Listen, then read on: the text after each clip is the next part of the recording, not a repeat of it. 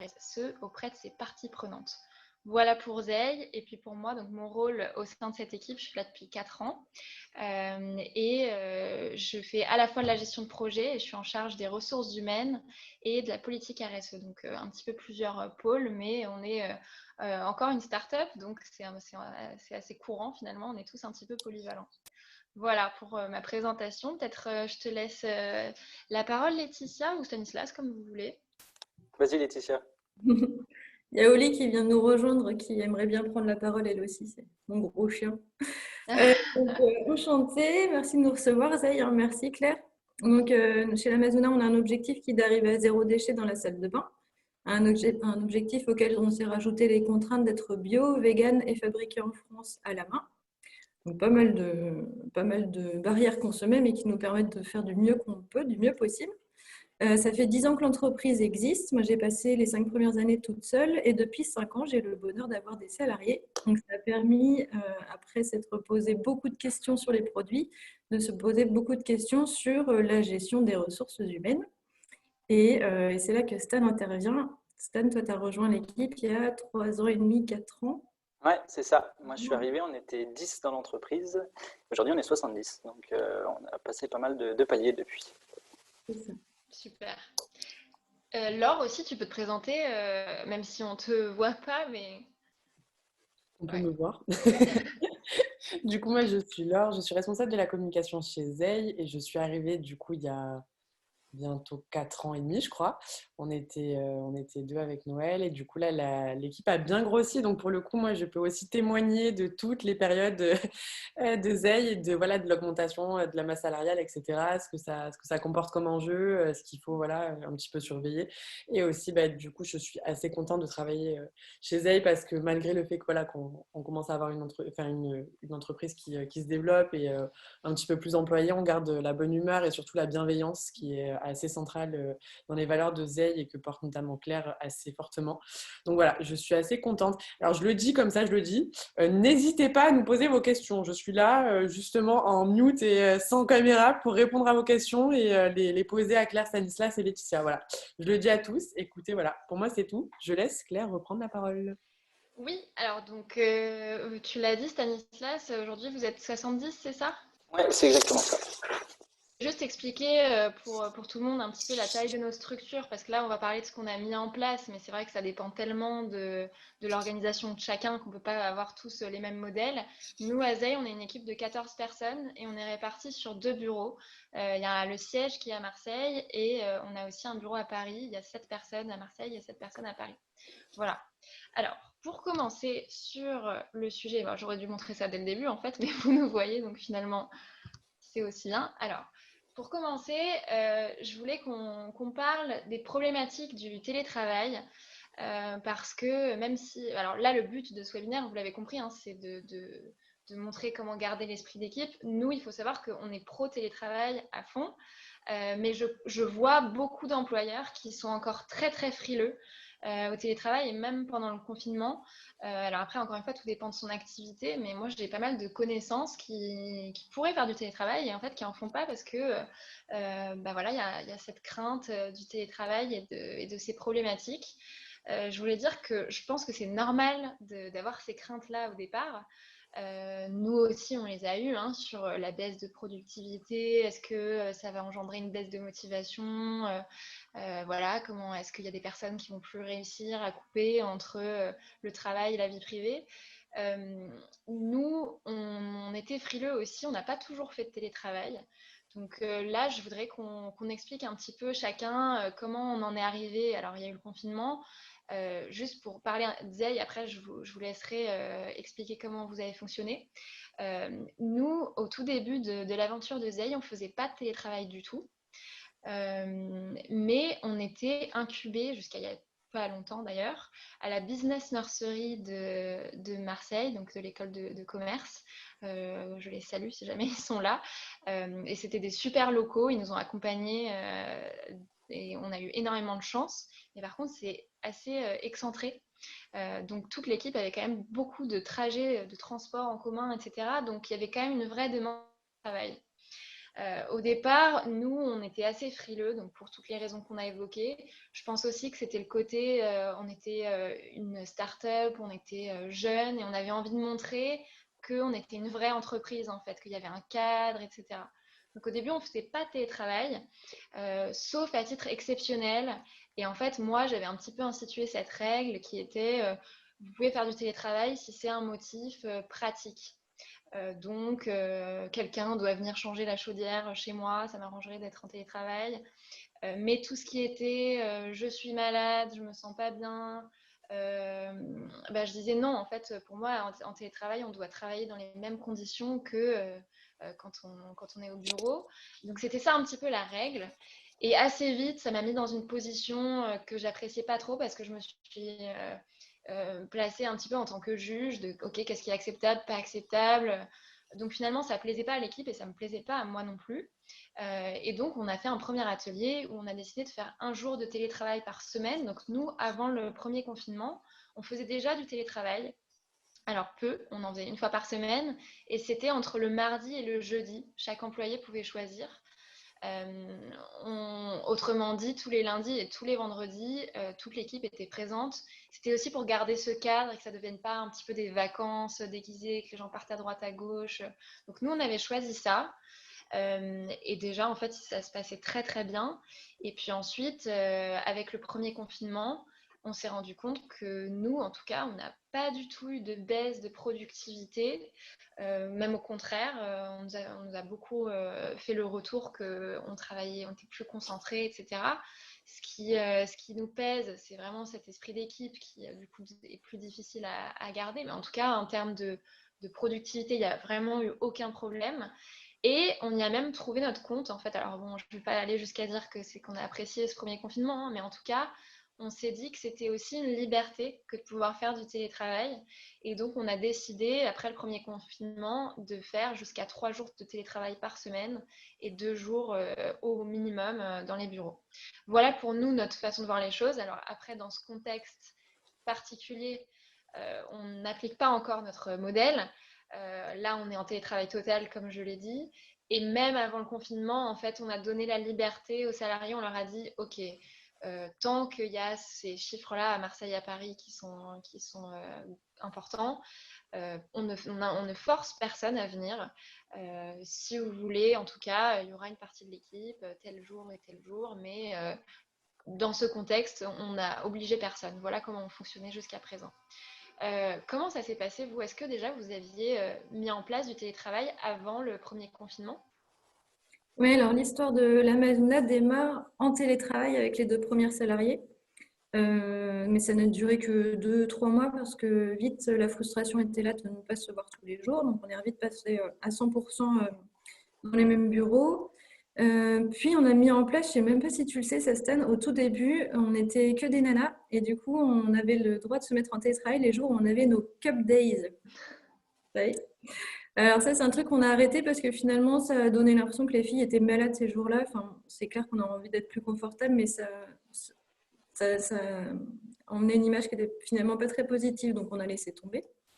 Après, on a fait des tests d'horaires particuliers, faire la semaine de 4 jours, donc faire ces 35 heures en 4 jours, pas pour faire une journée, une 5e journée en télétravail, mais juste off. Mais ça, on l'a remis en cause aussi.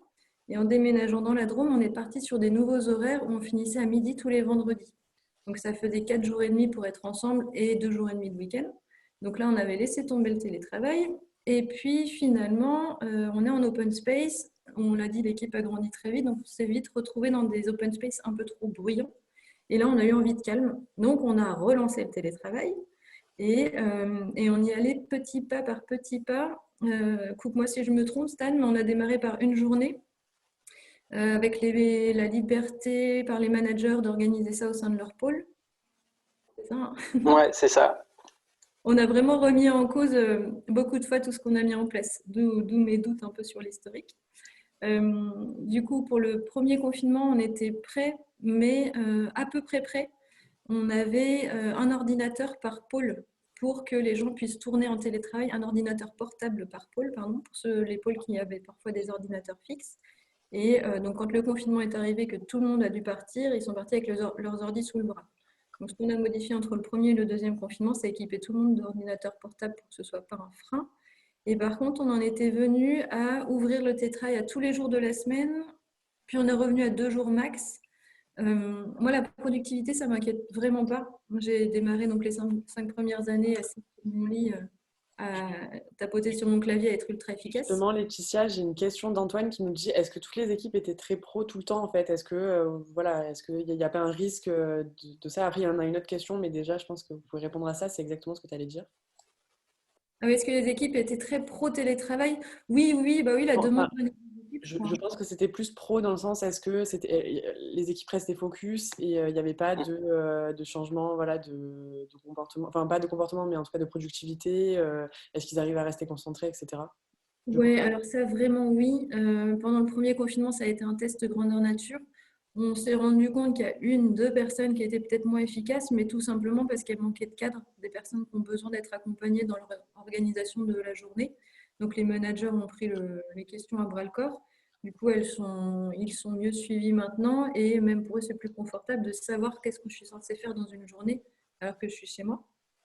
Stan, je peux te laisser parler des horaires aussi de télétravail. Parce que c'est pas télétravail Youplaboom, on a essayé de structurer ça un peu. Et si je voulais juste préciser une chose, c'est qu'on avait mis une règle quand même qui était le télétravail, on doit l'annoncer en amont. On peut Ouais, nous aussi, on a cette règle-là. Hmm. Alors du coup, j'en profite pour passer à la slide suivante, parce que c'était exactement ça. Donc, on s'était dit qu'on commencerait par parler un petit peu des bases, en tout cas des bonnes pratiques que nous, on a retenues.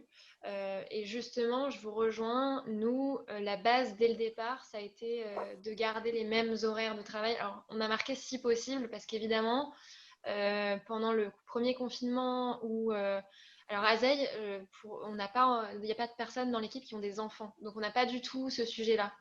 Mais j'imagine que alors dans une si, pardon Claire, il y a Anne-Céline. ah oui, c'est vrai, par contre. Oui, non, non, je dis n'importe quoi. Il y a Anne-Céline, effectivement. Anne-Céline qui fait partie des dirigeants, oui, tout à fait. Il y a Anne-Céline qui a des enfants, mais c'est vrai que nous, le cas, c'est pas tellement posé. Euh, donc, en tout cas, au sein des salariés, l'idée, c'était vraiment de garder le même fonctionnement au niveau des horaires, et je pense que c'est très important. Vous aussi, vous avez vu ça? Alors ouais, totalement. Nous, il faut savoir que en temps normal, en fait, on a des horaires un peu particuliers. C'est qu'on a la possibilité d'arriver au bureau entre 8 et 9 heures et partir en conséquence entre 17 et 18 heures. Enfin, c'est des heures d'arrivée flexibles. Et ça, c'est ce qui s'applique normalement aussi en télétravail en contexte normal, on va dire. Donc, on va bien dissocier ce qu'on a mis en place pendant le confinement et ce qu'on fait classiquement. Donc ça, c'est ce qu'on fait classiquement. Et là, pendant le confinement, par contre, et avec justement des personnes qui sont en télétravail à 100%, on a mis des horaires fixes, donc à 8 heures pour tout le monde, pour garder un rythme en fait commun. Et je pense qu'on en reviendra, enfin, on en reparlera après, mais ça permet comme ça de mettre tout le monde en fait sur la même dynamique. Alors, à l'exception près, justement, des parents, auquel cas, on a cherché plusieurs solutions pendant le confinement numéro 1 enfin voilà, qui on ne trouvait pas super satisfaisantes. Et pour le confinement numéro 2, là, on fait en fait confiance totale aux parents qui, du coup, prennent leurs dispositions et si jamais, enfin voilà, ont plus ou moins de temps de trajet ou quoi que ce soit, récupèrent après. Mais ça se passe du coup dans le rapport avec son manager et on fait pas on n'a pas de cadre global d'entreprise à ce niveau-là. C'est vraiment au cas par cas. D'accord. Alors donc nous, à Zeil, on a des horaires qui sont semi-flexibles, c'est-à-dire qu'on doit tous être en train de travailler entre 10 heures et midi et 14 heures et 17 heures, et les heures restantes, chacun les case plutôt le matin ou entre midi et 2 ou plus tard l'après-midi. Et on est resté sur ce modèle-là. La différence, c'est qu'on a installé des réunions le matin entre équipes. Donc ça, on l'a fait pendant le premier confinement, et pendant le deuxième, pas tout le monde n'a repris l'idée. Il y en a qui ont continué, il y en a d'autres qui ne le font pas. Notamment les développeurs, ils trouvaient que c'était trop redondant et que c'était pas utile parce qu'ils se parlaient toute la journée.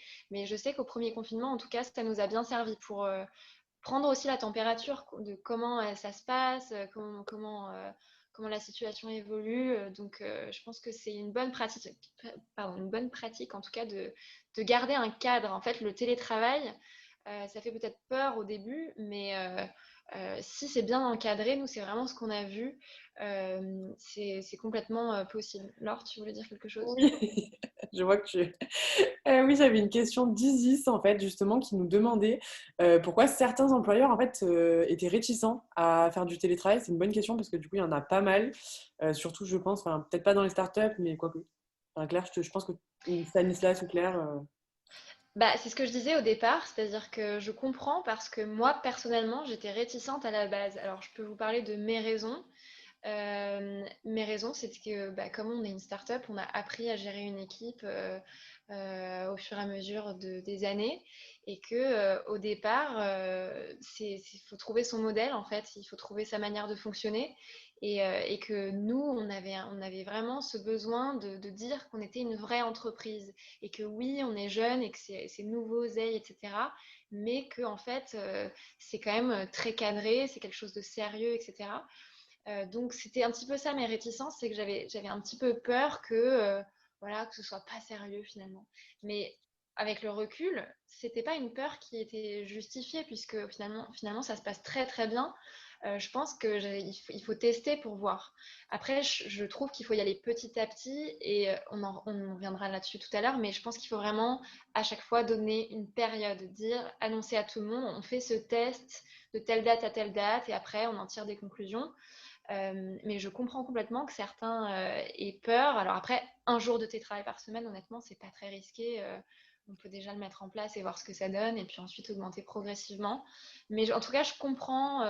Après, ça dépend qui on a dans son équipe. Si vous avez eu une expérience managériale avec quelqu'un qui était toujours en retard, qui n'était pas forcément hyper pro, ça peut générer un petit peu des craintes sur OK, mais qu'est-ce que ça va donner en télétravail? Alors qu'en fait, pas forcément. Si c'est un autre problème encore celui-là, je pense. Donc, mais je comprends en tout cas qu'il y ait des réticences au départ. Je pense qu'il faut juste tester et voir. Nous, on a été Qu'est-ce que traversé vous en par pensez? exactement les mêmes. On a été traversé par quasiment exactement les mêmes questionnements. Alors, c'était pas tant sur la crédibilité ou la question de la confiance envers les salariés sur leur capacité à travailler en télétravail ou non. C'était plus, voilà, nous en tant qu'entreprise, on fait un énorme focus sur justement le bien-être au travail et comment arriver à rassembler des gens dans le cadre d'une entreprise dans les bonnes conditions. Et en fait, on propose des mesures qui vont les éloigner de ce cadre et qui vont peut-être participer à voilà, être dans la fusion vie pro, vie perso, des choses sur lesquelles on essaie de mettre énormément de barrières chez l'Amazona, parce que ça nous paraît ça nous paraît fondamental en fait que les gens fassent bien la différence pour arriver à justement se mobiliser à 100% pour l'entreprise. Donc voilà, il y avait quelque chose qu'on trouvait, avec lequel on n'était pas forcément hyper à l'aise justement dans la conception du télétravail. Et comme tu l'as bien dit, en fait, c'est par la pratique qu'on s'est rendu compte que bon, en fait, finalement, ça pouvait le faire et on a un peu voilà, apprivoisé le télétravail de la même manière. Et tout comme la petite règle de il faut l'annoncer en amont parce que l'idée c'est pas j'ai fait la fête hier soir du coup je viens pas demain matin. Et Ouais, on laisse que les parents ne posent pas de télétravail le mercredi pour que télétravail ne soit pas synonyme de garde d'enfant parce qu'on ne peut pas faire bien les deux en même temps. Donc comme ça ils n'ont même pas se poser la question, on ne le fait pas, point barre. Premier confinement a remis tout ça en cause et puis on l'a bien réappliqué et les parents sont ravis. ouais. Je passe un petit peu rapidement sur cette partie-là parce que le temps passe très très vite. En tout cas, nous, ce qu'on a vu, c'est que parfois en télétravail, nous, en tout cas, on était dans une phase d'accélération, donc on ne peut pas dire on avait un rythme soutenu, etc. Mais en fait, à l'inverse, on a certaines personnes qui avaient du mal à prendre des pauses et à lâcher en fait et à couper. C'est hyper important, le droit à la déconnexion. Déjà, c'est un droit de tous les salariés. Et du coup, nous, on incite les équipes à prendre des pauses. On a organisé aussi des pauses ensemble. En tout cas, voilà, dans les bonnes pratiques qu'on a vues, nous, il y a ça également. Je passe à la suite. Donc, pareil, là, on va passer rapidement parce que c'est pas tellement ça le cœur de ce dont on voulait parler aujourd'hui. Mais je pense que c'est important d'inciter, en tout cas de dire à chaque salarié d'essayer de se trouver un coin, un endroit où il se sent à l'aise pour travailler, où il a assez de lumière, où il est bien assis. Là, on est sur des périodes de télétravail qui sont longues avec les confinements, donc c'est hyper important d'être à l'aise. Donc nous, on a mis en place, on parlait des outils, on a déjà à disposition les chats et autres moyens de communication. Mais comme je le disais tout à l'heure, on a mis en place ces réunions le matin. Ce qu'on a fait aussi, c'est qu'on a donné un budget pour que chaque salarié puisse acheter du matériel. Alors, nous, on a donné un petit budget. Aussi parce que on est en tant que start-up, on fait attention à nos ressources et surtout parce que dans notre politique d'achat, on privilégie énormément la récup. Donc en fait, pour des petites entreprises, j'imagine que quand on a une immense structure, ça va être compliqué, mais en tout cas pour nous, c'était pas très compliqué avec un petit budget, permettre à chaque salarié de s'acheter une chaise de bureau ou des éléments comme ça. Donc nous, en tout cas, on a fait ce choix. Est-ce que vous aussi, vous avez eu à penser un petit peu des actions pour le lieu de télétravail? Alors, sous forme de conseil, surtout, on n'a pas mis de budget là-dessus hors ordinateur portable. Anne, t'aimes bien prodiguer ce genre de conseils? Ouais, complètement. On est beaucoup dans la pédagogie. Après, par contre, on a eu pas mal de personnes qui nous ont demandé s'ils pouvaient venir récupérer du matériel au bureau pour aménager justement un coin à eux. Auquel cas, là, ça a été, enfin, c'est sans problème, quoi, venir récupérer justement sa Ouais. chaise de bureau. Enfin, voilà. En plus, il y a un côté, voilà, on n'achète pas en doublon, donc c'était nickel. Mais ouais, on sensibilise énormément aux gens de mettre des barrières, de mettre s'aménager des coins spécifiques et adaptés, évidemment. Je vois que le temps passe très très vite, donc je continue. Donc ça, je passe rapidement. On va en reparler de toute façon. Euh, on voulait faire un petit point famille, mais on l'a déjà fait en temps de confinement, dire que il faut être à l'écoute en fait des problématiques de chacun. Quand il y avait les enfants, il fallait forcément s'adapter. Nous, on croit beaucoup à la bienveillance et au lien de confiance qu'il y a avec nos équipes. Je pense que vous aussi, donc je ne reviens pas forcément là-dessus. On en parlait tout à l'heure, voilà, de trouver son modèle. Euh, Comme on disait tout à l'heure, donc moi je vais expliquer notre expérience, comment on a mis en place. Donc je l'ai déjà un petit peu expliqué. D'abord, on a fait un jour de télétravail par semaine. J'ai Oui, vas-y Pardon, là. je suis désolée parce que du coup, il y a des questions qui s'enchaînent. J'ai une question d'Antoine qui nous demande en fait si on a, mais ça je pense que tu vas en reparler un petit peu tout à l'heure, mais c'est juste par rapport aux réunions, est-ce qu'on a repensé la manière de faire nos réunions? Justement, ça va un peu dans l'agilité, voilà, par rapport à la perte de spontanéité des échanges, etc. Donc voilà, est-ce qu'on a des... Ouais, alors je pense qu'on en parlera juste après. Peut-être je termine sur trouver son modèle, comme ça après on passe, parce que je pense que c'est la partie où on va peut-être Bon, mais parler de... j'en profite Oui, alors du coup parce qu'il y a une question d'Isis sur la formation des collaborateurs managers, mais du coup ça je sais que tu vas en parler aussi, donc voilà, je ouais, te laisserai aborder ces deux points. ouais. Alors, juste pour trouver son propre modèle, nous, ce qu'on a fait, quand on avait mis en place un jour de télétravail, on avait fait un atelier assez spontané avec nos équipes. Et là, donc, pendant le confinement, on était en télétravail total. Et ensuite, on a voulu repenser notre modèle. Donc, on a d'abord envoyé un questionnaire qu'on a fait passer avec un outil de sondage en demandant les préférences de chacun, etc. Donc ça nous a déjà montré des tendances. Et puis ensuite, moi, je fais assez régulièrement des entretiens avec chaque membre de l'équipe. Je vois toute l'équipe au moins une fois tous les 3 mois. Et les managers, je les vois tous les mois. Et les managers de Zeil, donc il y a 4 équipes différentes à Zeil. Chaque responsable d'équipe voit les membres de son équipe au moins une fois par mois. Donc on est très à l'écoute et on savait un petit peu les besoins de chacun. Mais il se trouve, en tout cas à Zeil, qu'il y a des envies qui sont complètement différentes. Il y a ceux qui nous ont dit qu'en fait, il fallait vraiment venir au bureau le plus possible parce qu'ils adorent déjà sortir de chez eux, avoir ce cadre différent, etc. Il y en a d'autres qui nous disaient moi, j'aimerais bien ne pas être dans les transports, j'adore le télétravail, je voudrais être que en télétravail. Donc, on a fait ce questionnaire et ensuite, on a fait un atelier avec l'équipe. On a divisé l'équipe en 3 groupes. On avait mis tous les Parisiens ensemble et tous les Marseillais ensemble parce qu'on s'était dit qu'on ne voulait pas forcément le même modèle pour les 2 bureaux parce qu'après tout, pourquoi pas si tout le monde était d'accord pour qu'on ait des modèles différents. Et il se trouve que les 3 groupes ont donné les mêmes conclusions et c'était avoir entre 2 et 3 jours de télétravail par semaine, mais avoir quand même des jours où on est tous ensemble au bureau. Donc ça s'est fait assez naturellement, mais ce que je disais tout à l'heure, c'est que je pense que c'est très important de délimiter une période de test pour pouvoir dire tout simplement, on s'est trompé. Ou pas hein, d'ailleurs, mais juste tirer des conclusions, faire un bilan. Et pour moi, à ce moment-là, il n'y a pas de risque. Si tout est clair dès le début, je vois pas pourquoi on n'oserait pas tester le télétravail, puisque on fait une période test. Et voilà, du coup, ça engage aussi chaque salarié à rester pro, à montrer que ça fonctionne bien. Donc, nous, en tout cas, ça s'est très, très bien passé. Comment est-ce que vous avez fait, vous, pour trouver votre modèle? Laetitia, tu veux répondre? Mais j'ai pas mal répondu tout à l'heure. Déjà, on a donc changé beaucoup de fois puisqu'à chaque fois, on s'est remis en cause. Et ça, c'est suite aux remontées des salariés. Pareil, on a des entretiens trimestriels. Stan, je vais te laisser parler des appels RH. Ouais, on a quand même développé 2 dispositifs suite au premier confinement. Le premier, c'est que pendant le confinement, la RH avait créé une petite cellule en fait de RH de proximité. Et on appelait chaque salarié toutes les semaines, une fois, pour faire un point sur en fait les conditions pro, mais aussi pourquoi pas l'extra, et justement être un peu le thermomètre de l'entreprise et savoir si jamais on devait s'ajuster en temps réel.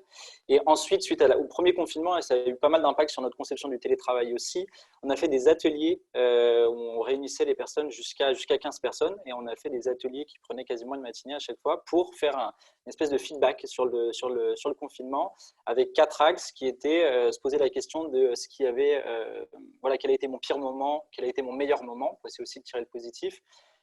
Qu'est-ce qu'on a complètement arrêté pendant le confinement et qu'on ne veut pas voir reprendre, et aussi voilà, qu'est-ce qu'on a fait de nouveau et qui pourrait être intéressant de continuer à avoir. Et donc on est arrivé à avoir pas mal d'informations qui peuvent être assez intéressantes, et on a pu solliciter l'ensemble de l'entreprise comme ça, afin de s'adapter.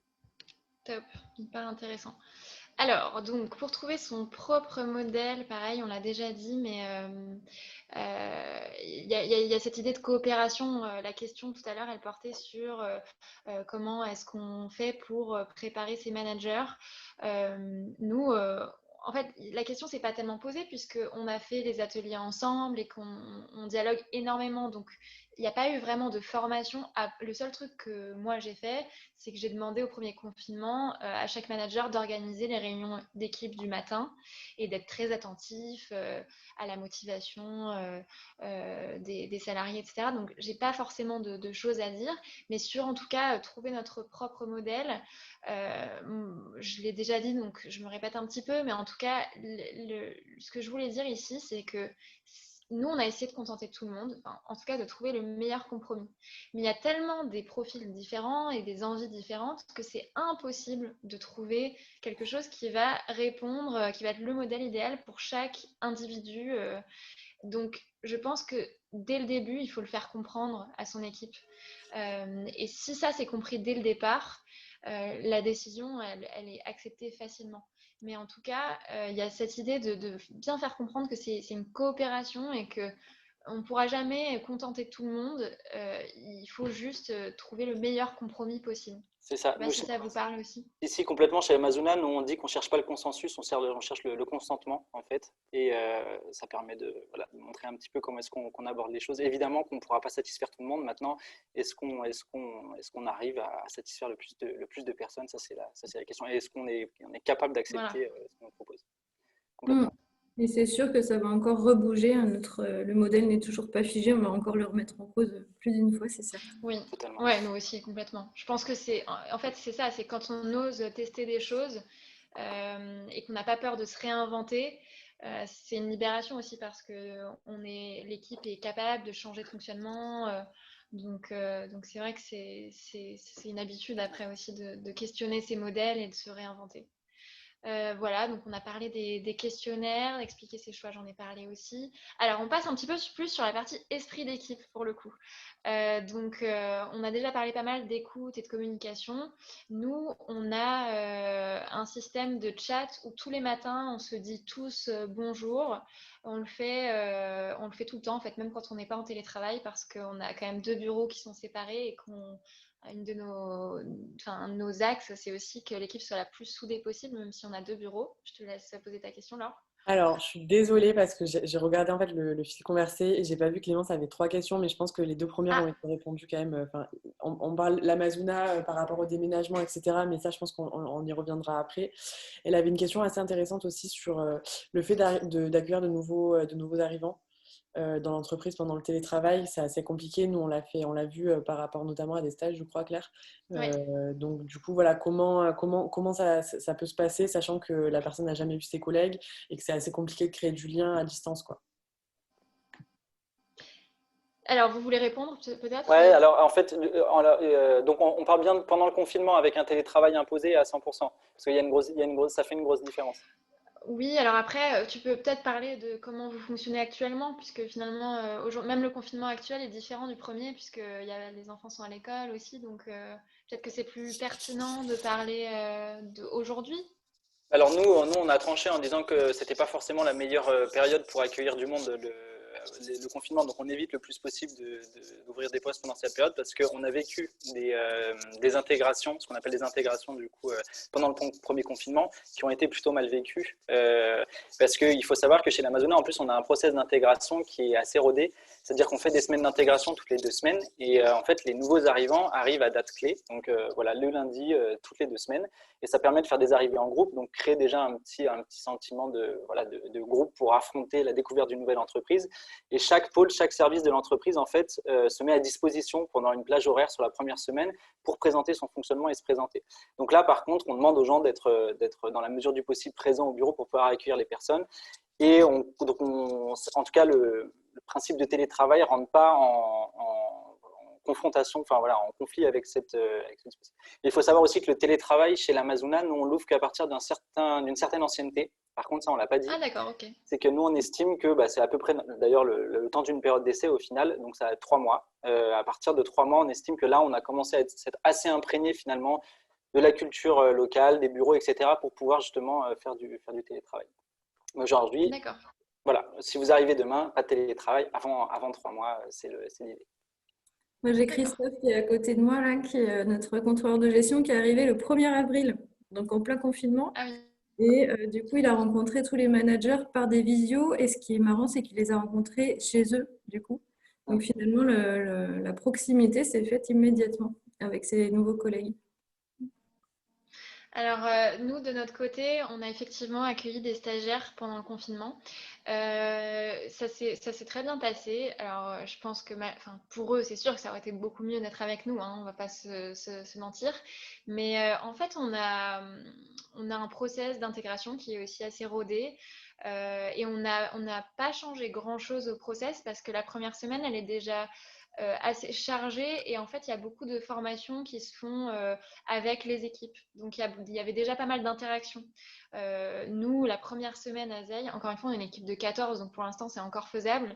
Les 2 premières semaines la nouvelle personne rencontre chaque personne de l'équipe individuellement pendant 15 à 30 minutes. Donc ça on l'a gardé et je pense que c'est important quand on peut. Nous on est une petite équipe encore donc on peut le faire.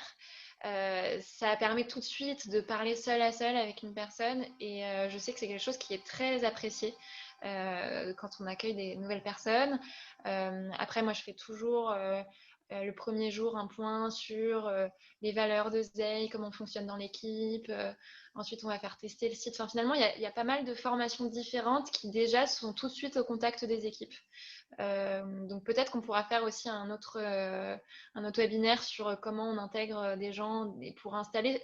On parlait de bienveillance tout à l'heure. Moi, je pense que c'est hyper important. Alors elle l'a dit, j'y attache beaucoup d'importance et ça commence dès le premier jour en fait.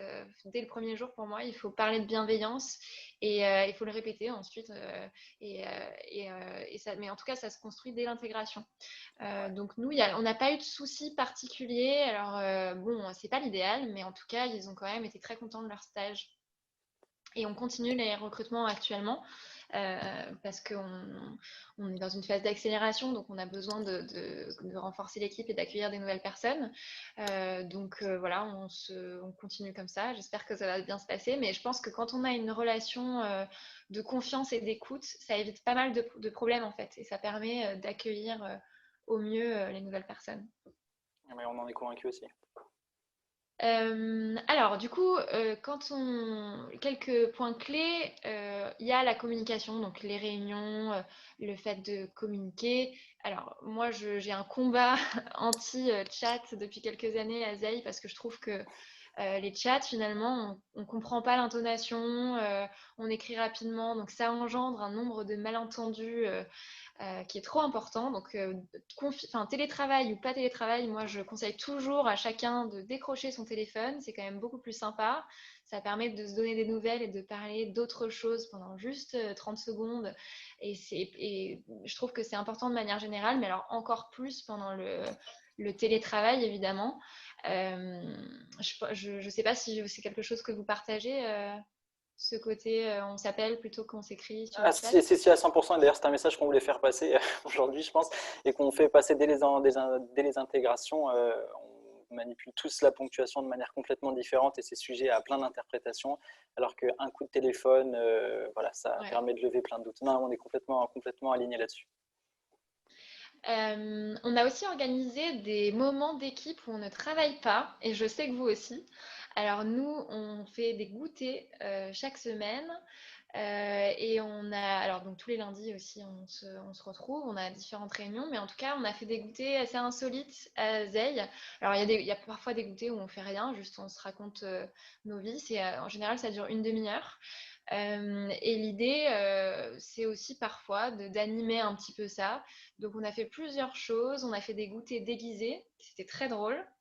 On a fait des goûters où on devait ramener un objet insolite. On a fait aussi un goûter où on devait raconter 2 anecdotes. Et parmi les 2 anecdotes, il y en avait une vraie et une fausse. Et en fait, les 3 exemples que je viens de citer, c'était super parce que ça nous a permis de nous connaître mieux. Je trouve que c'était intéressant en fait d'utiliser d'autres prétextes, donc l'objet insolite, un objet ramené de voyage, et ça nous a fait parler d'autres sujets. Et en plus, là, au-delà du télétravail, en confinement, il y a quand même ce climat un peu morose. Ça nous a fait du bien aussi de changer un petit peu de sujet et d'avoir peut-être des sujets plus légers. Voilà, en ce moment, on est sur des jeux de société. Alors, ça plaît pas à tout le monde, mais on a testé un petit bout du Burger Quiz, on a testé d'autres jeux de mimes, de se faire deviner des chansons. Enfin, on a plein d'idées. Si ça vous intéresse, je peux creuser tout ce qu'on a fait. Mais en tout cas, voilà, j'ai pas fait passer 2 heures à chercher des idées. Bien au contraire, c'est juste certaines personnes de l'équipe qui ont des idées et ça se fait assez naturellement et en tout cas, ça fait du bien à tout le monde. Je dis que que le télétravail et le confinement se passent bien, mais tout est relatif. Il y a quand même des moments où là, après toutes ces semaines de télétravail total, voilà, on sent bien que l'équipe nous manque, etc. Et en fait, ces moments où on parle d'autres choses, nous, on voit vraiment la différence. Alors, est-ce que vous avez mis en place des choses comme ça? Je sais que vous faites des apéros, c'est ça? Oui, forcément. Des apéros, mais surtout au premier, c'était des réveils. Parce qu'il y en a qui ont du mal à se lever Ah le oui, matin. c'est vrai. On avait imposé le 8h du mat. On avait des petits jeunes en contrat pro, il fallait être sûr qu'ils soient bien sortis de leur lit. Donc, c'était au niveau de l'équipe commerciale qu'ils avaient mis ça en place. Et alors, c'est quoi un réveil d'équipe? Ah, c'est juste rendez-vous à 8h en visio pour se dire coucou et voir quelle tête on est le matin. D'accord. Non, et puis ça oblige aussi à se voir en visio, ça oblige aussi à s'habiller, se maquiller, se préparer un peu, se mettre en condition. Je ne sais pas si on va avoir le temps de parler de la douche dont Stan voulait parler. L'idée, c'est pas de prendre sa douche en commun, hein, c'est pas ça. Non, non, pas du tout. On est sensible aux questions ça peut une douce psychique. En vrai, la définition est moins importante que l'idée qu'on en a. C'est que classiquement, en fait, quand on va au bureau, normalement, on a des phases intermédiaires qui nous permettent de nous préparer à passer d'une phase A à une phase B, donc maison, voilà, on a métro, boulot, dodo. Donc le métro, ça peut être un bon moment pour justement commencer à se préparer, à se mettre en condition. Là, quand on est en télétravail, et en plus en télétravail à 100%, on passe de dodo, boulot directement et ça peut être un peu compliqué pour certains, surtout de mettre la machine en route. Et donc des réveils accompagnés comme ça. Alors en fait, réveil, c'est des petits déj, surtout c'est aussi l'occasion de montrer un peu ce qu'on mange le matin, partager une tasse de café, parler un petit peu. Et c'est ça, et se mettre en fait en condition de manière assez soft pour aller par contre sur une journée de travail qui va être assez dense. Et ça, on y est très sensible, quoi. Mm. Et un truc qui est resté pendant le confinement, c'est comme on ne travaille pas le vendredi après-midi, il y a des Friday Fun Day. Enfin, donc c'est n'importe qui dans l'équipe qui propose une randonnée, un atelier couture ou autre. Et ça s'est maintenu pendant le confinement. Donc demain, on a yoga animé par Gwen, proposé par Gwen. La semaine dernière, on a du sport animé proposé par Nico. Je crois Ouais. qu'il y en a qui ont eu des courbatures le lendemain. Et puis hier soir, Stan a organisé aussi un Une jeu en soirée de jeu, ouais. Pareil que vous, un espèce de Pictionary. Scribble, pour ceux qui connaissent, on a fait une grande partie Scribble avec des membres de l'équipe. C'était bien cool, la charge de ligne. revanche. Des idées de manque. Alors moi, Alors, ouais. ouais, j'ai pas mal de questions qui arrivent. Alors, il y en a une d'Eric qui est assez aussi intéressante sur le... Alors, il nous demande si on n'a pas remplacé le coup de téléphone par la visio qui du coup est plus courte et qui peut être aussi courte et créer du lien. Donc ça, je pense que c'est clair, tu peux répondre par rapport à l'impact. Nous, c'est peut-être plus par rapport à l'impact environnemental. Oui, alors oui, je disais téléphone parce qu'il y a au moins ce côté, enfin il y a au moins un échange réel. On fait certaines réunions en visio, notamment la réunion du lundi matin et le goûter dont je parlais. On a la caméra. Après, on a aussi vu des articles qui montrent l'impact des écrans au niveau de la consommation d'énergie. Donc maintenant, on met pas systématiquement la caméra. On essaye quand même de limiter parce que si on est en visio toute la journée, on sait que ça a un impact fort. Donc on essaie d'être vigilant. Mais oui, après, effectivement, tout ce qui permet d'avoir un vrai échange, moi je le conseille. On ne peut pas être que au téléphone. Je suis d'accord que c'est pas forcément une bonne pratique. Il faut quand même se voir de temps en temps. Voilà, il y a quelque chose qui se passe quand on se voit, en fait, dans les sourires. Donc, je pense que c'est important de le faire un petit peu, mais nous, on essaie de limiter l'écran, enfin la visio en permanence. Ok, top. Et du coup, il y avait une question de Sylvain aussi qui faisait référence plutôt au lieu de vie. Et du coup, alors, c'est une question qui me concerne enfin, principalement, parce que Claire, tu comprendras pourquoi. Il demande, voilà, parce que avez-vous des débuts de TMS chez certaines personnes ou de collaborateurs qui se plaignent de cette position sédentaire et qui entraînent des douleurs au dos, aux Ah oui. épaules, aux bras? Si oui, avez-vous mis en place des choses particulières, des petits cours rapides de stretching avant la prise de poste ou en fin d'après-midi? Et du coup, alors tu veux répondre ou... Oui, oui, oui. Bah, du coup, parce que pour le coup, ça me concerne vachement parce que moi, j'ai des gros problèmes de dos et c'est vrai que voilà, de rester 7 heures devant un ordinateur, c'est pas simple et voilà, ça entraîne pas mal de choses. Donc, notamment, donc Claire le disait, on a eu les chaises parce que les chaises de bureau qui étaient assez importantes parce que chez moi, j'avais pas de chaise de bureau et on n'avait pas de bureau à nous, donc on pouvait pas récupérer les chaises du travail. Et c'est vrai que là, alors du coup là, on essaie de le mettre en place chez elle, mais du coup, vu que ça m'incombe, voilà, moi je fais beaucoup, enfin, j'ai commencé des cours de pilates à côté, donc c'est pareil, un petit peu de stretching, et on s'est dit avec Claire qu'on pourrait le proposer assez régulièrement aux équipes, mais du coup, voilà, on est en train de le mettre en place, mais c'est vrai que la seule chose que je peux conseiller, hormis voilà, dans l'entreprise, mais en tant qu'employé lambda, c'est vraiment d'essayer de garder une activité physique, donc que ça soit à la maison avec du pilates, du yoga, des cours même de classique, on va dire. Et sinon, bah, du coup, d'aller voir, enfin, donc il y a toute la partie sport, et il y a aussi l'équipement, donc la chaise de travail, le réhausseur aussi d'écran qui peut aussi aider et avoir vraiment une bonne position. C'est-à-dire qu'au début, j'avoue que les premiers temps, mais c'était vraiment les premiers temps en télétravail, des fois j'étais tentée pour des réunions de me mettre dans le canapé et voilà, de suivre ça, mais en fait on se rend très vite compte qu'on est dans une mauvaise position et que c'est ça aussi qui entraîne du coup ces douleurs-là. Mais du coup, peut-être que Claire, tu veux enchaîner. Oui, alors effectivement, je pense qu'il y a une partie de sensibilisation à faire pour rappeler enfin, toujours l'importance d'être bien assis, etc.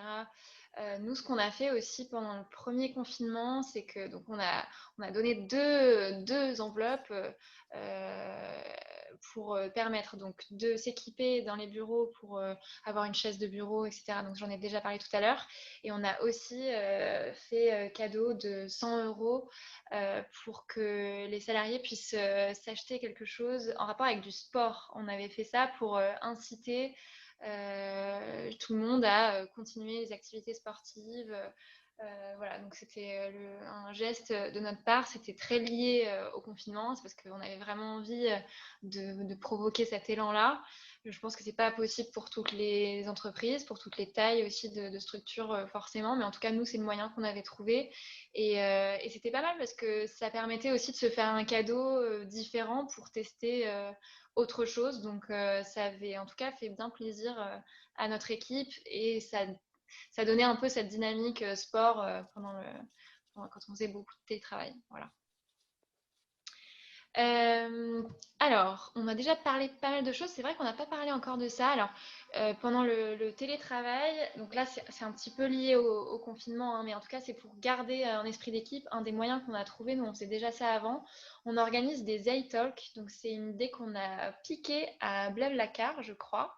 L'idée, c'est que n'importe qui, n'importe quel membre de l'équipe peut présenter un sujet pendant 15 à 20 minutes. Un sujet vraiment de son choix, ça peut être lié à Zeil ou pas du tout. Et du coup, on fait ça assez régulièrement. Enfin, assez régulièrement, ça dépend en fait, pas forcément toujours, parce que ça dépend vraiment des idées de chacun. Donc il y a des périodes où on en a fait beaucoup, il y a des périodes où on en fait moins. C'est complètement libre et c'est vrai que c'est aussi un moyen de rassembler l'équipe autour de quelque chose. Et c'est ce genre de petites initiatives, voilà, 15-20 minutes, c'est quand même pas grand-chose. C'est ce genre d'initiative qui va vraiment fédérer une équipe. Donc, un exemple de Zaytalk qu'on a eu, on a eu un Zaytalk sur la facilitation graphique. Comment on fait pour au lieu de faire un compte-rendu de réunion qu'on tape à l'ordinateur, est-ce qu'on ne peut pas le dessiner sur une feuille? Moi, j'ai adoré ce sujet-là. On en a eu sur les objectifs de développement durable, qu'est-ce que c'est? Là, je suis en train d'en préparer un sur l'écriture inclusive, mais ça pouvait être aussi sur qu'est-ce qu'une charte graphique. Ça peut vraiment être sur plein de sujets. Là, on a un stagiaire qui va nous présenter son mémoire. Et du coup, c'est le genre d'idée qu'on a pu avoir pour aussi fédérer l'équipe. Je ne sais pas si vous avez aussi eu des idées un petit peu comme ça, Stanislas et Laetitia. Au-delà des moments là qu'on a présentés, pas particulièrement, nous il faut voir qu'à 70, c'est des mesures comme celle-ci qui sont plus compliquées à mettre, surtout que voilà, s'exprimer devant 70 personnes, ça peut ne pas être évident pour tout le monde. Mais c'est une super initiative, j'y découvre totalement. Après, au-delà de ce dont on a déjà bien parlé, donc les cafés, les apéros, les jeux et puis les séances de sport collectif. Il n'y a pas beaucoup plus, c'est déjà pas mal à maintenir. C'est déjà pas mal, c'est déjà énorme. Nous, on a aussi, on fait des défis. Alors pareil, on les faisait avant le confinement. On fait des défis plus ou moins régulièrement. C'est pareil, c'est en fonction des idées des personnes. Donc, on a fait un défi, on est végétarien pendant 2 semaines. On a fait un défi, allez, tout le monde trie ses vêtements dans les 2 semaines qui arrivent. Qu'est-ce qu'on a fait comme défi? Tout le monde coupe sa box le soir quand on arrête de travailler. Après, on a fait un défi tri des matériels électroniques usagés. Alors ça, c'est le genre d'initiative que nous, on mettait en place avant, mais je pense que c'est très, très adapté au temps de confinement où finalement, on est chez soi, donc on a peut-être plus de temps pour faire du tri dans ses vêtements. Et comme ça lie des sujets qui nous intéressent en tout cas tous autour de cet écran aujourd'hui, ça permet aussi de s'engager et de continuer à améliorer son impact. Donc nous, on conseille aussi cette initiative-là. Alors encore une fois, pour une petite équipe, c'est peut-être plus simple. Mais je sais que l'année dernière, on avait fait un défi 2 semaines pour fabriquer un sapin zéro déchet à Noël. Il y a plein d'idées, encore une fois, de choses à mettre en place. Donc on vous la partage parce que nous, on a beaucoup aimé ça. Et puis voilà, alors pour finir peut-être, parce qu'on a déjà parlé de beaucoup de sujets et puis prendre des questions, on a largement dépassé la demi-heure, j'en suis désolée. Nous, on a trouvé que c'était important aussi de féliciter nos équipes. Surtout que nous, en l'occurrence, comme je le disais tout à l'heure, on était dans une phase particulière puisqu'on était en train de faire une levée de fonds juste avant le confinement, donc c'était une période hyper importante pour Zeil. Donc on n'a pas du tout eu de problème de motivation ou de productivité. On a la chance d'être dans une bonne dynamique. Mais c'est vrai qu'on trouve que c'est important d'être à l'écoute, mais aussi de savoir féliciter, de prendre le temps de dire mais écoutez, là on est ravis, le télétravail se passe très bien, donc bravo. Voilà, on trouve toujours dans cette idée de bienveillance. On trouvait que c'était intéressant de terminer là-dessus. Est-ce qu'il y a des questions intéressantes? Est-ce que vous avez encore un petit peu de temps? Laetitia et Stanislas, peut-être qu'il faut que vous y alliez. Moi, je dois filer dans 5 minutes parce qu'on est en pleine construction de notre écolieu et j'ai un rendez-vous sur le terrain. Ça va, c'est juste à côté. Ah, Faut pas que je le rate. Moi, j'ai un peu plus de temps si vous le souhaitez, donc si jamais il y a des questions plus RH, on peut peut-être les prendre à la fin. ok. Alors, j'ai deux questions qui... alors, il y en a une, du coup, de alors, je vais pas prononcer le nom parce que j'ai peur de dire n'importe quoi. Une question qui nous demande, l'Amazona, si vous avez des projets d'embauche en prévision et si oui, quel type de profil vous recherchez. Mais j'imagine que ça peut se retrouver sur Internet. Ouais, exactement. Oui, alors on a embauché 18 personnes entre le premier jour du confinement et aujourd'hui, alors qu'on était en pleine perte de chiffre d'affaires comme tout le monde. Mais c'est des recrutements qui étaient prévus auparavant et on n'a pas voulu les stopper. Et du coup, on est bien staffé là pour le moment. On va attendre un peu la reprise pour relancer les recrutements suivants. Ok, top, merci de la réponse. Et du coup, j'ai une question de Claire Aurore aussi qui nous demande, alors je pense que ça s'adresse aux deux, mais je ne sais pas, si on prévoit de recruter début 21 des étudiants en stage malgré la situation. Alors, en fait, pendant le confinement, là, actuellement, c'est ça? Est-ce qu'on est... Alors, aujourd'hui, non. En 2021, non, c'est ça la question? Début 2021, ouais. Alors, début 2021, pareil, pas particulièrement pour les raisons annoncées par Laetitia juste avant. On est quand même déjà beaucoup aujourd'hui. Donc non, pas particulièrement. Aujourd'hui, on se retrouve dans la situation où on dit non à beaucoup de demandes de stage. C'est pas qu'on veut pas, hein, encore une fois, on le répète. Et d'ailleurs, on a plutôt tendance à prendre des stagiaires. Alors, parce que voilà, ça nous paraît important de les accompagner. Mais là, non, actuellement, on fait plus. Enfin voilà, on a mis un peu le pied sur le frein actuellement. Ok. Et Claire, peut-être que tu peux dire un mot. Alors, donc, nous, à Zaï, on recrute un product manager et un lead dev. Et après, au niveau des stages, on aura des stages, mais alors il y en a qui sont déjà pourvus. Mais on recrute encore un stage au sein de l'équipe commerciale à Paris. Voilà, s'il y a des intéressés, vous pouvez candidater. Il y a nos offres sur Welcome to the Jungle. Top. Et du coup, j'ai une question d'Antoine qui nous demande en fait, est-ce que vous trouvez que vous perdez des infos plus informelles depuis le total télétravail? Oui, complètement. Laetitia, tu veux répondre? Oui, oui, la chaleur humaine. Moi, j'ai froid dans le bureau là. Et puis, mais on les perd évidemment, mais pas tant que ça. Enfin, quand on se retrouve post-confinement, où là, les personnes qui passent au bureau, on est toujours aussi proches humainement. On n'a pas créé de distance entre nous malgré ces longues périodes à ne plus se voir. Donc, c'est désagréable, mais ça ne m'inquiète pas pour la suite. Et moi, je dirais un petit peu la même réponse. Je pense que forcément, on communique moins, hein, malgré tout ce qu'on vient d'évoquer. Mais après, moi, personnellement, je suis très téléphone, donc j'ai pas l'impression de rater des infos informelles, mais je pense qu'il y a des personnes qui sont moins fans du téléphone, qui forcément ratent plus de ces moments d'équipe, malgré ce qu'on essaie de mettre en place. Ouais. Et est-ce que vous avez d'autres questions du coup? Parce que là, j'ai répondu à pas mal de questions. Est-ce qu'il y en a d'autres qui vous viennent? Je vois qu'on a perdu quelques personnes, mais c'est normal parce que c'est quasiment la fin. Est-ce que vous avez d'autres questions sur des tips? Est-ce que vous avez des retours d'expérience à nous faire peut-être voilà, de ce qui s'est bien ou mal passé? Claire, peut-être que tu peux dire aussi voilà, des choses qu'on a mis en place qui se sont un peu crashées et d'autres qui ont super bien marché où tu t'y attendais pas. Enfin, de dire vraiment. Non, tout marche très bien. Alors, Non, moi, je vais juste vous ouais. remercier. Merci Bah, au revoir pour... Laetitia, merci Et beaucoup. je Merci beaucoup, Laetitia. Et Stan, je te laisse expliquer ça. Oui. Ah oui, on n'en a pas parlé, c'est vrai. Ouais, j'en parle juste après. Salut Laetitia. Salut, merci. Sur des choses qui n'ont pas marché, alors il y en a certaines, il y en a eu plein, mais alors là, j'ai pas d'idée particulière, ou alors j'ai des idées qui sont plus techniques, qui sont pas liées directement à ce sujet-là et à l'esprit d'équipe. Peut-être qu'on pourra les aborder dans d'autres webinaires. Stanislas, qu'est-ce que c'était ce... Ouais, du coup, comment dire, des épées mystères. Il y a en fait quelque chose qu'on a mis en place et qu'on a surtout repris en fait pendant le télétravail pour accompagner les visios.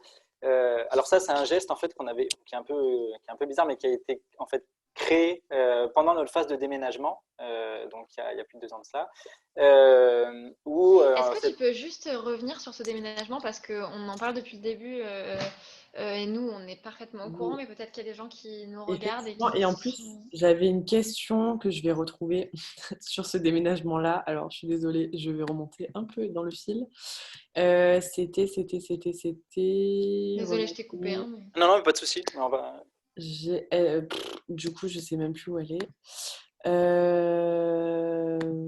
Alors oui, chez l'Amazona, le déménagement à Marche a-t-il engendré du full remote chez certains employés qui n'ont pas pu déménager? Avant ça, juste pour expliquer à tous ceux qui ne savent pas, là, en fait, on a opéré un déménagement assez important en juillet 2018. On a quitté l'Île-de-France, on était à Montreuil, en fait, avec 10 personnes de l'entreprise pour venir s'implanter en Drôme, donc à Marche, dans un petit village. Et donc, ça a été une sacrée aventure. Et donc voilà, ça c'était, donc il y avait plein de raisons. C'est qu'on avait des stocks qui étaient trop petits. Voilà, notre développement nécessitait qu'on déménage quoi qu'il arrive. Et on a eu une réflexion du coup sur où est-ce qu'on voulait concrètement exercer notre travail. Et donc nos yeux se sont tournés vers, enfin, les yeux de Laetitia dans un premier temps parce que l'idée vient vraiment d'elle. Elle avait vraiment un idéal qui était, elle voulait travailler au pied des montagnes. C'était important. Elle voulait avoir vue sur les montagnes et dans un contexte plus nature. Et puis ensuite, voilà, par jeu de rencontres, on s'est dit que la Drôme, ça pouvait le faire. Donc depuis juillet 2018, nous avons notre siège qui est là-bas et ça se passe super. Donc on était 10, aujourd'hui on est 70. Il y a des personnes qui ont en effet quitté l'Amazona au moment du déménagement, donc très peu, parce qu'en fait on était 14 et il y a 4 personnes qui ont décidé de ne pas suivre. Et pour des raisons qui sont... alors, il y a une personne pour qui, par contre, la Drôme, c'était pas trop son truc, auquel on respecte totalement, enfin, et donc, du coup, pas voulu suivre. Une autre personne qui a décidé de rejoindre son compagnon au Canada, donc là, on pouvait pas trop lutter non plus, donc ça a juste facilité la transition. Et puis, deux personnes, en fait, qui, pareil, en fait, se sont dit que c'était, voilà, n'avaient pas envie de suivre l'aventure. Donc, on a eu un petit peu de désistement, mais pas tant. C'est quand même dingue d'avoir 10 personnes, 10 Parisiens qui travaillent à Paris, qui se disent allez, yallah, on va travailler dans la Drôme. C'est pour ça que je disais au tout début que nous, on est fans et qu'on a tout de suite pensé à vous. C'est parce que, voilà, pour oser tenter ça et avec son équipe et être suivi, parce que même s'il y a 4 personnes, du coup, enfin, c'est quand même génial. Donc, ouais, félicitations. En plus, ça a l'air de super bien se passer parce que là, on en a moins parlé parce qu'on était très focalisé esprit d'équipe, etc.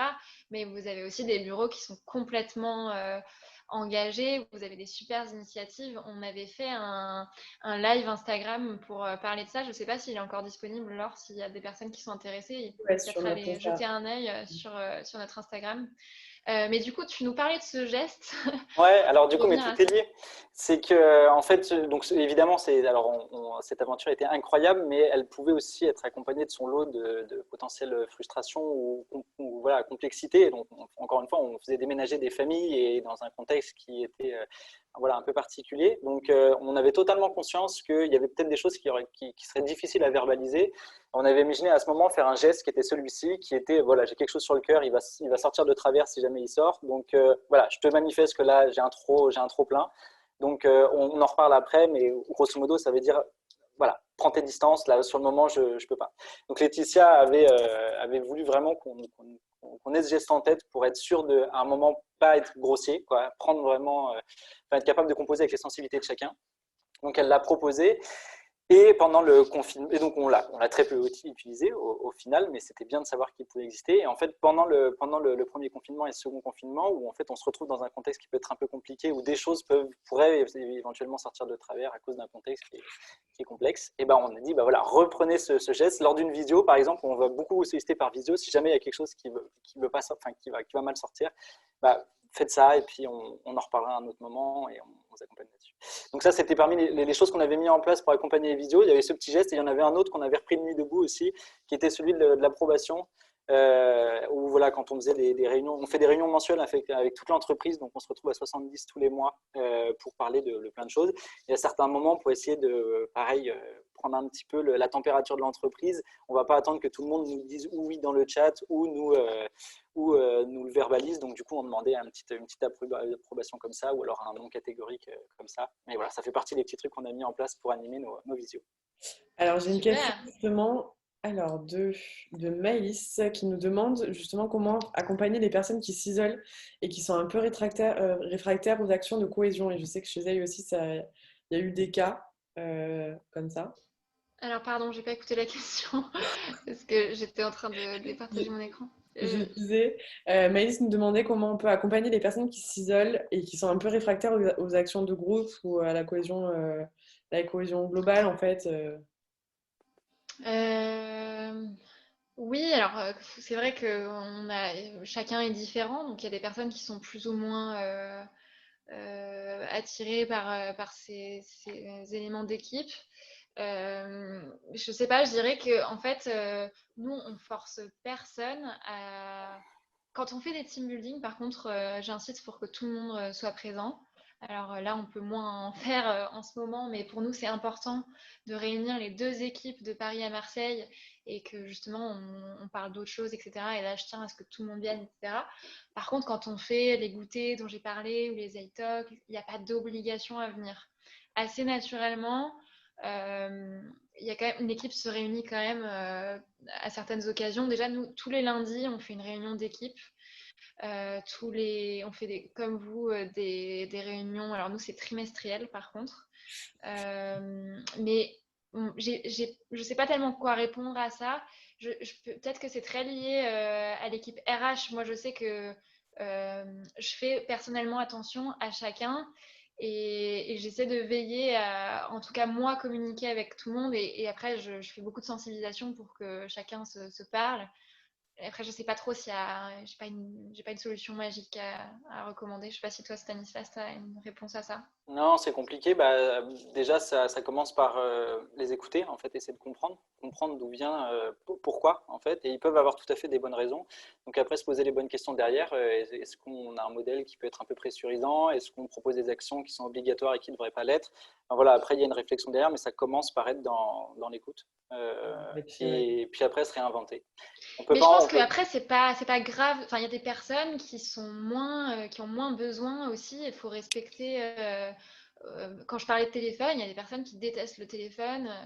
Moi, je vais pas non plus les obliger. C'est simplement essayer d'avoir un climat qui permette de faciliter les échanges. Mais après, chacun est comme il est aussi. Nous, à ce propos, on a fait alors là, on sort peut-être un petit peu du sujet, je suis désolé, mais on a fait quelque chose qui nous a pas mal aidé à justement accepter les différents profils en entreprise et les besoins de chacun. Je ne sais pas si le MBTI vous parle, mais on a fait passer le MBTI à l'ensemble de l'entreprise, en fait, et ça nous a permis vraiment de comprendre voilà, un peu les manières de communiquer préférentielles de chacun et d'accepter le fait que, en fait, il y en avait certains qui n'aimaient pas manger en groupe, qui n'aimaient pas participer à ce genre de... Et ce n'était pas un problème.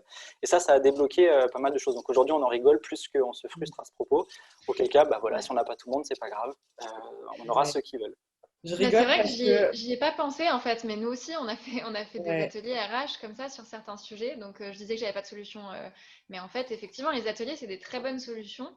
On en avait fait un sur, on en a fait plusieurs sur le travail d'équipe et notamment on avait travaillé sur chacun devait dire comment il aimait interagir avec les autres, quels étaient ses outils. Je sais pas Laure si tu as un Ouais. atelier qui t'a marqué plus qu'un autre. Non, mais en fait, C'est pas un atelier, mais c'est le fait. En fait, c'est pas forcément un atelier, mais la bonne pratique, c'est que par exemple, moi, je sais que je déteste faire la bise le matin. Alors voilà, c'est pas mon truc, j'aime pas ça, et ça me frustre plus qu'autre chose.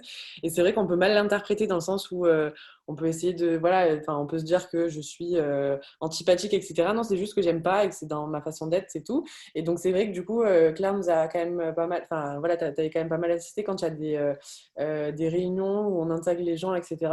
De dire en fait quand il y a des nouveaux arrivants, je leur dis voilà, vous vexez pas, c'est pas du tout contre vous, je peux être très joviale à côté et être hyper intéressée par vous, mais simplement en fait moi c'est pas mon truc, donc voilà, ne le prenez pas mal, c'est juste je pense de savoir un petit peu interagir avec l'équipe dans laquelle on est et expliquer en fait pourquoi c'est pas forcément ce qu'il faut.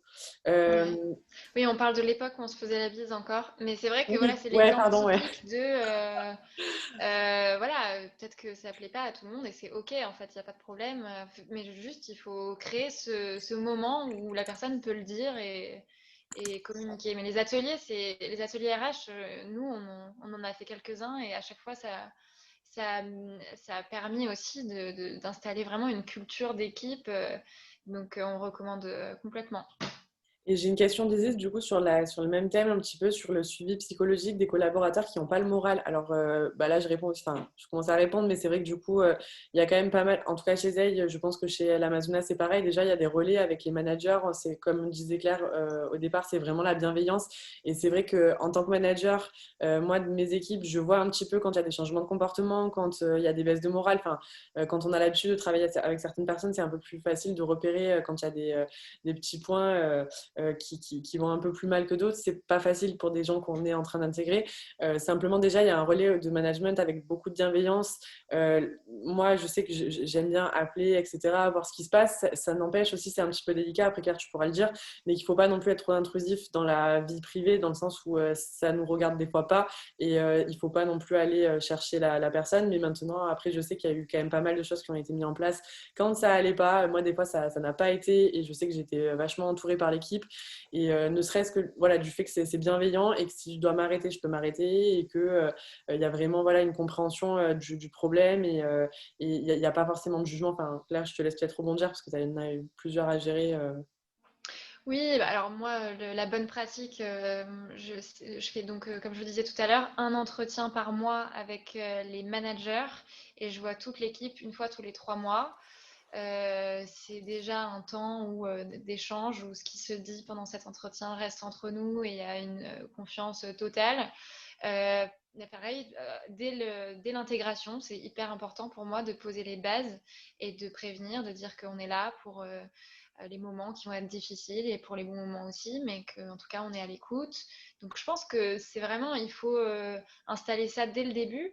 Et puis après, comme tu disais, il faut trouver une balance en fait entre on est à l'écoute et à la fois il faut quand même garder un certain cadre. Donc après ça c'est propre à chaque personne qui est dans les ressources humaines. Stanislas, je sais pas si tu as... Enfin, moi en tout cas j'ai trouvé ma balance euh, avec l'expérience aussi. Mais je pense en tout cas que être à l'écoute et être dans la bienveillance, ça nous a toujours amené du positif en fait. Ça sert à rien de poser des contraintes avant qu'il y ait le problème déjà. Donc ne pas autoriser le télétravail si c'est une demande juste parce qu'on a peur de le faire, pour revenir au sujet, c'est pas une bonne pratique. Euh, voilà. Stanislas, t'as une autre réponse à apporter? Ouais, bah, et puis donc là, tu parlais des échanges que toi, tu pouvais avoir avec les managers. Il y a aussi le multiplier les interlocuteurs potentiels. Donc, c'est ce Ouais. dont je vous parlais pendant le confinement. Nous, on a fait les appels RH, du coup, avec un gros travail, par contre, en spécifiant bien que la RH est neutre, du coup. Et en fait, l'idée, c'est vraiment d'être là pour fluidifier les échanges. Et donc, nous, on a ce rôle de RH de proximité. Après, nous, on a aussi des représentants du personnel qui peuvent être là pour nous aider, avec qui on travaille main dans la main.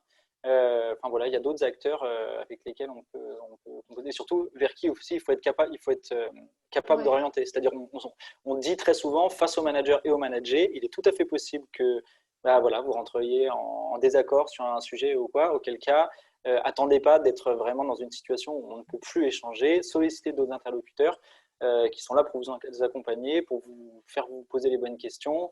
Voilà. Donc, il y a la RH. Ouais, je trouve que c'est hyper intéressant ce que tu dis. Donc effectivement, c'est bien d'avoir différents interlocuteurs. Donc il y a le manager, il y a la personne en charge des ressources humaines.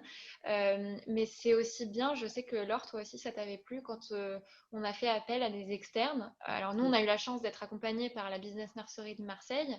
Ils nous ont aidés avec des coachs sur certains sujets, et notamment sur les parties RH.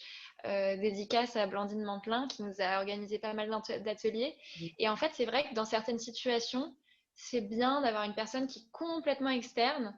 Alors, ça nous apporte un regard différent, une autre manière de voir les choses. Et puis, pour le coup, ça fait que même la RH n'est pas directement impliquée. Donc, il y a encore plus de neutralité et d'intermédiaire.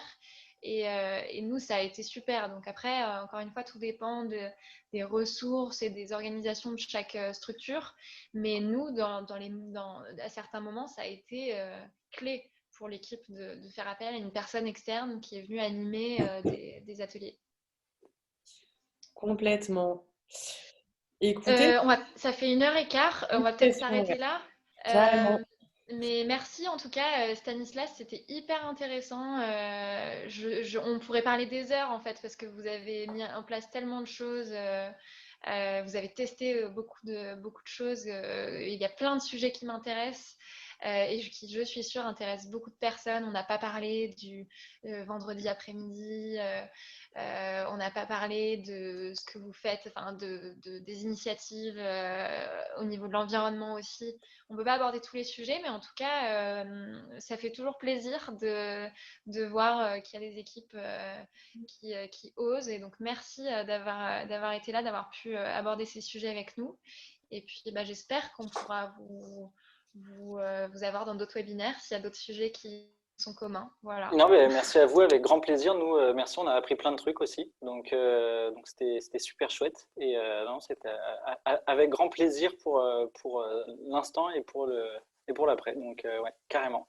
Super. Alors, il y a tout le monde qui nous remercie. Donc, merci à tous d'avoir merci à tous aussi de nous avoir. Carrément, parce que vous avez tous posé vos questions. C'était assez chouette. Et du coup, vraiment, n'hésitez pas. Alors là, je vais vous envoyer normalement un mail aujourd'hui ou demain pour, je l'espère, parce que comme c'est notre premier, je suis un peu dans, dans le test aussi, mais sur la vidéo en fait de ce webinaire pour ceux qui n'ont pas pu assister à toute la conférence. Par contre, n'hésitez vraiment pas à me répondre par mail si vous avez des sujets que vous aimeriez qu'on aborde au sens large, voilà, de la RSE, donc de la responsabilité sociale. Enfin, du coup, il y a vraiment pas mal de sujets qu'on peut aborder. Donc, n'hésitez pas à me faire un retour et on essaiera de mettre ça en place d'ici les prochains mois. Mais en tout cas, il y a eu pas mal de retours, donc c'est assez chouette. En tout cas, merci à tous. Vraiment, merci à Stanislas, merci à Laetitia qui est partie. Merci à toi, Claire. Et puis, on essaie de se retrouver très rapidement. Prenez soin de vous. Force et honneur, courage pour cette fin de confinement. Normalement, on pourra, j'espère, se serrer dans les bras et s'embrasser très vite. Mais voilà, je vous souhaite une bonne fin d'après-midi. Merci à tous. Merci à vous. Au revoir. Merci, au revoir.